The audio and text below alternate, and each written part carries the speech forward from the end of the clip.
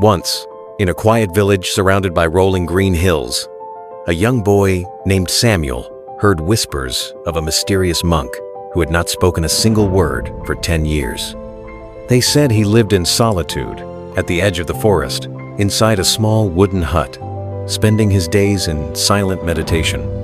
Intrigued and seeking wisdom, Samuel decided he had to meet this monk and uncover the secret behind his vow of silence. One crisp autumn morning, Samuel set out on his journey.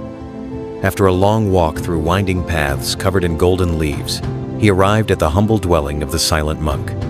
The monk, an elderly man with piercing eyes that carried the weight of 1,000 stories, simply nodded in acknowledgement of the boy's presence but said nothing.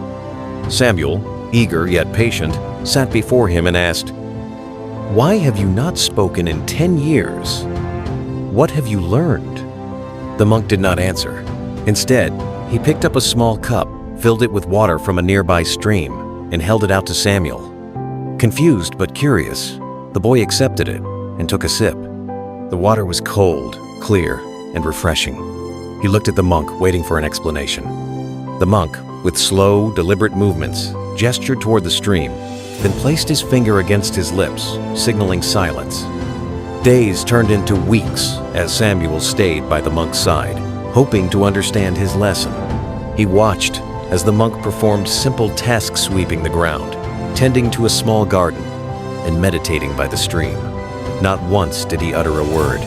Yet, through his actions, Samuel began to notice things he had never paid attention to before: the sound of leaves rustling in the wind, the rhythm of the flowing water, the distant call of birds greeting the morning sun. He felt something he had never felt before: peace. As time passed, Samuel realized that silence was not emptiness, it was presence. It was in the quiet moments that the deepest lessons unfolded. He began to understand that people often spoke to fill the silence, not realizing that true wisdom was found in listening not just with ears, but with the heart. He noticed how his own thoughts became clearer, his worries lighter, and his emotions more stable. Finally, after months of silent observation, Samuel turned to the monk and whispered, "I think I understand now. Words can explain, but silence reveals." For the first time in a decade, the monk smiled and spoke just one word: yes. Samuel was overwhelmed with emotion. That single word carried more weight than 1,000 speeches. The monk had not been silent because he had nothing to say, but because he had discovered that most of what needed to be learned could not be taught with words. It had to be felt, experienced, and understood in the depths of one's soul. When Samuel returned to his village, he was no longer the same boy. He had learned that wisdom does not always come from speaking, but from listening, observing, and embracing the silence within.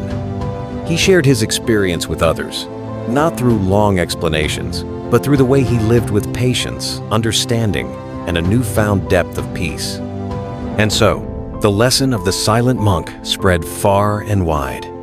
In a world full of noise, those who truly listen will always hear the most.